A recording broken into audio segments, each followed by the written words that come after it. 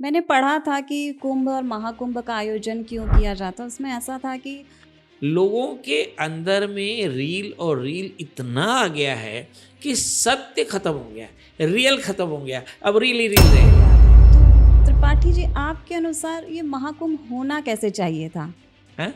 ज्ञान को छोड़कर अज्ञान की प्रवंचना करते हैं। देखिए, हमें गीता पढ़ानी चाहिए, तो हम क्या पढ़ा रहे हैं? बेलपत्र को शंकर जी में चिपका दो, पास हो जाएगा।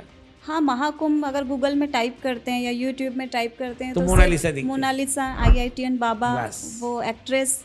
बस।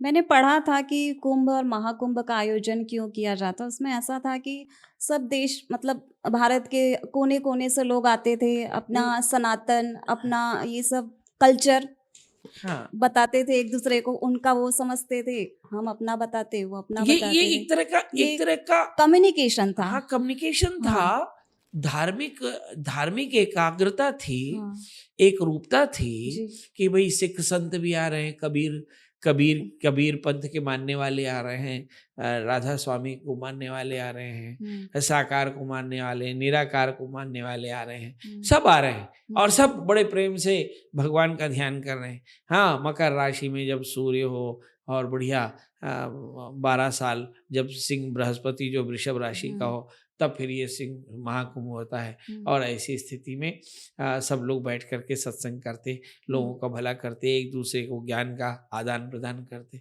ये कुंभ का धारणा है। असल में कुंभ की एक कहानी है जी। कि जब समुद्र मंथन हुआ, हुँ, तो समुद्र को लेकर के धन्वंतरी समुद्र मंथन जब हुआ तो अमृत कलश को लेकर के धन्वंतरी हुँ, प्रकट हुए। तो देवता दानव दौड़ पड़े, तो सबको अमर होना था। सबका मालूम है। तो 12 वर्ष तक ये भागदौड़ चली जी। और 12 वर्ष तक लगातार ये कुंभ जो है है ना, हुँ, ये कुंभ से अमृत छलका। हाँ, देवासुर संग्राम में जी। अमृत छलका और इसी कारण ये जहाँ-जहाँ अमृत छलका 4 स्थानों, उस हुँ, स्थानों पे कुंभ और मनाया गया। ये महाकुंभ। महाकुंभ, जी, ये एक्चुअली महायुद्ध का प्रमाण है। जी। अमृत अमर होने की अमर होने की अतिशय महत्वाकांक्षा में देवता और दानवों ने अमृत के लिए संघर्ष किया और ये संघर्ष 12 वर्ष चला है, इसलिए महाकुंभ मनाया जाता है 12 वर्ष के बाद। जी। हम्म, तो ये ऐसी बात है। तो मुझे ऐसा लगता है कि ये भी एक चीज आपको देखनी पड़ेगी कि वर्ण ब्रह्मांड और पिंड में एक जैसा जी। फर्क आपको दिखाई पड़ेगा। तो त्रिपाठी जी, आपके अनुसार ये महाकुंभ होना कैसे चाहिए था? देखो कैसा भाई होना चाहिए आइडियल? देखो भाई आप आप जब वास्तविकता की बात करते हैं जी। तो आप ठेठ की बात करते हैं और जब आप ठेठ नहीं होते तो वह वास्तविक होते हैं। इसको थोड़ा सरल शब्दों में समझाइए। अभी आप देखिए कि अपने हिसाब से कैसा देखना चाहते हैं कि महाकुंभ कैसा होना चाहिए जो जब नहीं नहीं सबके नहीं, लिए महाकुंभ कैसे होना चाहिए, साधु कैसे होते हैं? सरल, सीधे? बस, साधु फक्कड़ मौज में होते हैं, सारी दुनिया से धुक्कड़ी देखने को आती है उनकी। जी। हैं? तो साधु देख कौन रहा था यहाँ? यही तो हमारा तर्क है हुँ, कि साधु देख कौन रहा था, साधु से बात कौन कर रहा था, साधुओं की सेवा किसने की? कुछ नहीं। वो मोनालिसा की आंखें, मोनालिसा की आंखें, बस। मोनालिसा डांस कर रही थी, बाबा डांस कर रहा था, बाबा ने आज ये कहा, बाबा ने वो कहा, बाबा ने वो कहा। अब वो जबरिया बेचारे बाबा को ध्वस्त करे, वो मोनालिसा भी भाग गई, बाबा को भगा दिया। वो और एक और सन्यासिनी बनी, एक और सन्यासिनी बनी। जी। देखिए वहाँ कितने तो महामंडलेश्वर होंगे पर चर्चा। बिल्कुल नहीं। ये ये 3 की थी। कोई हीरोइन थी जिसे महामंडलेश्वर बनाया, हुँ, उसका बवाल काटा। वो बाबा आईटीएन उसका बवाल काटा, वो मोनालिसा उसका बवाल काटे। कौन सा पूरे कुंभ, 12 वर्ष के कुंभ में लाखों तपस्वियों के तप का सार चार। तो ये क्या है? ये कुंभ है।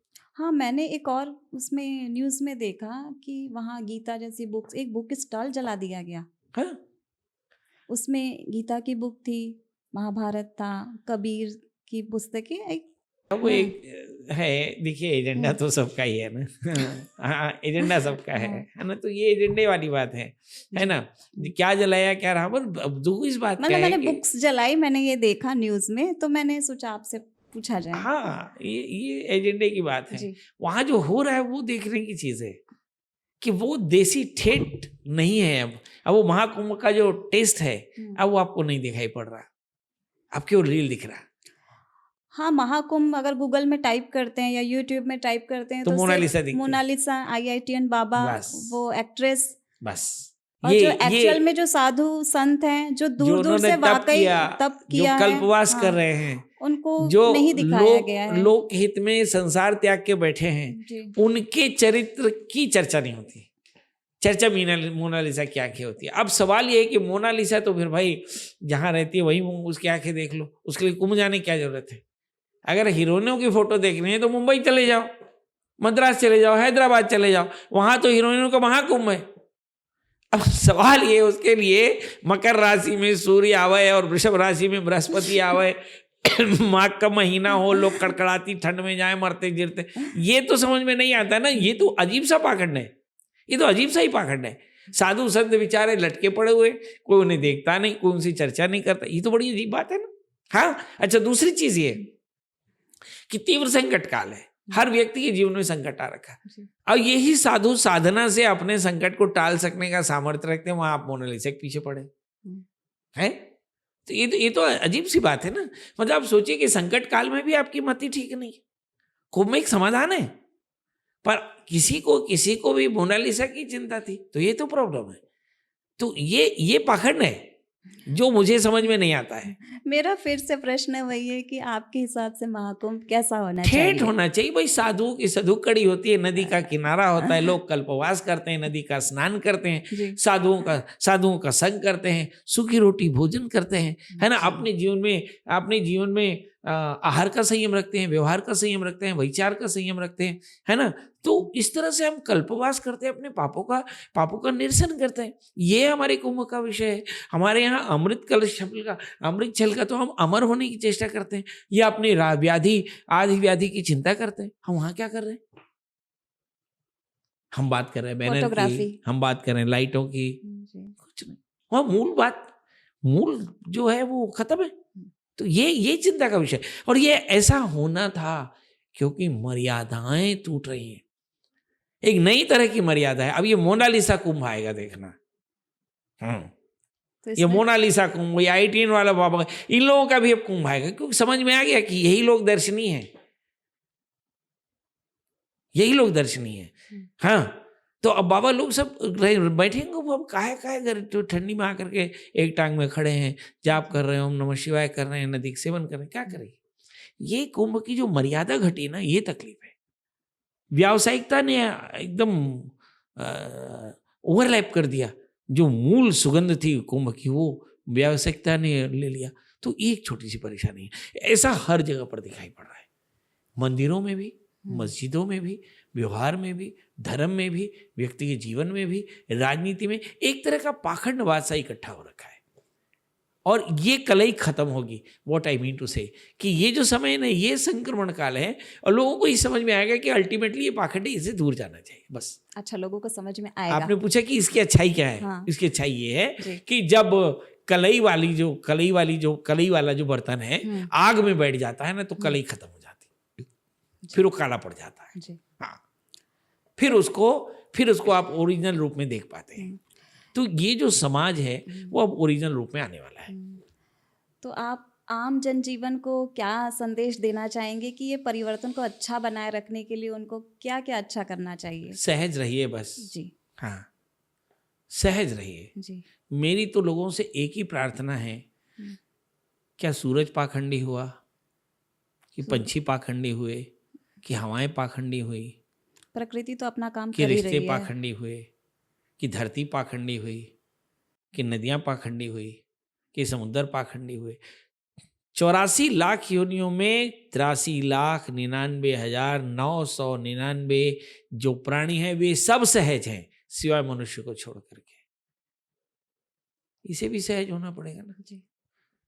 अब देखिए, हम दूसरे का धन छीन रहे हैं और अपने धनी होने का गर्व कर रहे हैं। ये कोई बड़ा विषय तो, ये अच्छी बात थोड़ी है, हैं? ज्ञान को छोड़कर अज्ञान की प्रवंचना करते हैं। देखिए, हमें गीता पढ़ानी चाहिए, तो हम क्या पढ़ा रहे हैं? बेलपत्र को शंकर जी में चिपका दो, पास हो जाएगा। हरी चटनी खा लो, गर्भाधान हो जाएगा। काला पर्स ले लो, पैसा आ जाएगा। क्या है? हम समोसे से, चटनी से, डोसे से भाग्य का निर्माण कर रहे हैं। तो हमको गीता भागवत की जरूरत ही नहीं है।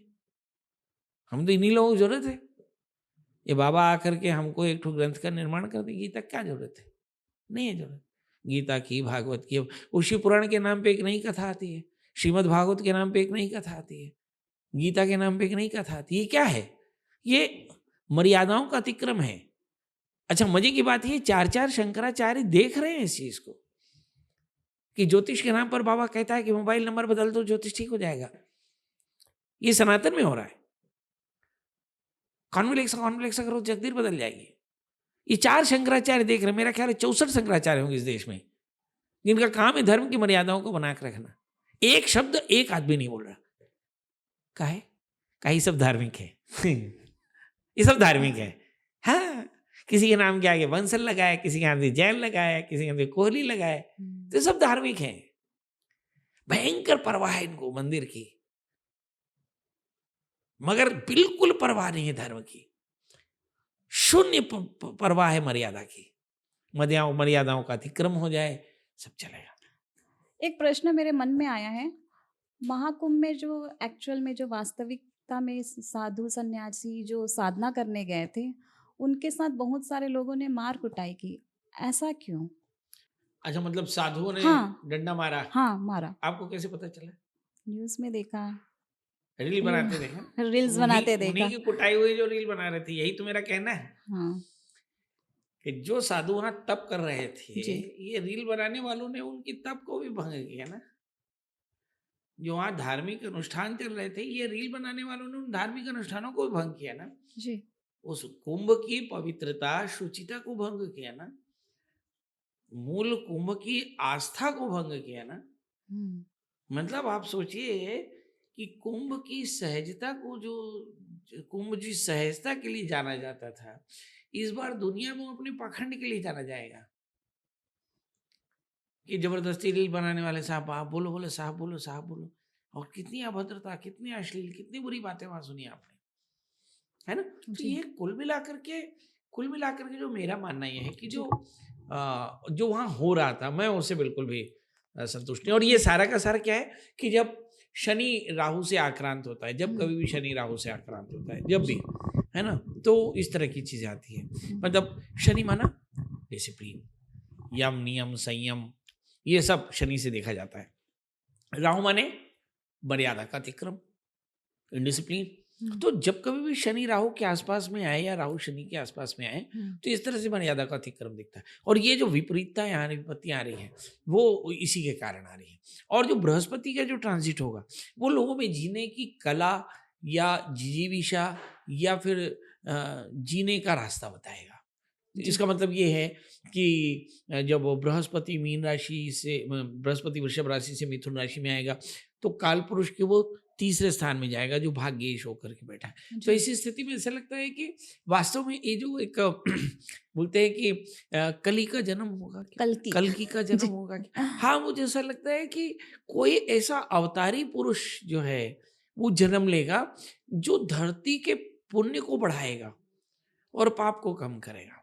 ये तो तय है। हाँ, मेरा अगला प्रश्न उसी में से आने वाला था। हाँ, ये जो लोग कल की अवतार की बात कर रहे हैं, कल की क्या अवतार की, देखिए मैं एकदम भगवान का तो प्राकट्य होता है। और मैंने ये भी सुना था वो IITN बाबा से कि मैं ही कल की अवतार हूँ। नहीं, कल के अवतार तो फिर हमारे साहब भी हैं, तो सब कल के अवतार हैं। यहाँ जितने 155 करोड़ है, सब कल के अवतार है। सर्वं खलु इदं ब्रह्म, जब परमात्मा सब में है तो फिर सभी में ही है। ऐसा अपन कह सकते हैं कि वह उसमें भी है, तुम में भी है, मुझ में भी है। तो सभी भगवान का अवतार तो है, भगवान का स्वरूप ही तो है। भगवान कहाँ नहीं है? तो इसलिए हम किसी में हैं या किसी में नहीं है, ऐसा हम विचार नहीं करेंगे। मगर हम ये एक बात जरूर विचार करना चाहेंगे कि जो मिथुन राशि का जो बृहस्पति है हम्म, वो लोगों में जीने की आस पैदा करेगा, ये एक अच्छी बात है। और कुछ अच्छी हैपनिंग्स होंगे। देखो जब भगवान का प्राकट्य होता है तो भगवान ने अपने प्राकट्य के लिए खुद ही लिखा ना कि यदा यदा ही धर्मस्य ग्लानिर्भवति भारत। मगर इतनी देर से अगर आप बात कर रहे हैं हम्म, कि नाटो का जो सबसे सुप्रीम पावर है डेनमार्क पर कब्जा करना चाहता है, जबरिया जी, बाह्यकर ग्रुप, ये वो देश है जो यूक्रेन पर रशिया के हमले को बुरा समझ कहता है, पर ये वो देश है जो चीन का ताइवान पे हमले को इलीगल ठहराता है, मगर ये वो देश है जो डेनमार्क पर कब्जा करना चाहता है। तो इसी से आप अंदाजा लगाइए कि मर्यादा है कहाँ, कानून है कहाँ, जिसकी लाठी उसका भैंस। तो जी। कहीं इस तरह की जो मर्यादाओं का अतिक्रमण है, यहाँ पे कोई ऐसा जरूर होगा जो संसार को सुख देगा, खुशी देगा, आनंद देगा। तो इस तरह भी एक खुशी का पल आपको दिखाई मतलब पड़ेगा। थोड़ी बहुत स्टेबिलिटी आएगी ये विपरीत परिस्थितियों में। संसार कभी नहीं मरता विनू जी, संसार हम्म, कभी खत्म नहीं होता। हाँ। संसार में बीज रूप में परात्पर ब्रह्म स्वयं विराजते हैं। इसलिए ऐसा ये कहना कि एकदम संसार खत्म हो जाएगा, प्रलय आ जाएगा, कोई नहीं रहेगा, ऐसा तो कभी होगा नहीं। जी, हाँ, भगवान बीज रूप में तो संसार को चलाए रखेंगे। हम्म, हाँ, बहुतायत में चीजें बिगड़ सकती हैं, इसमें कहीं कोई शक नहीं। जी। जी।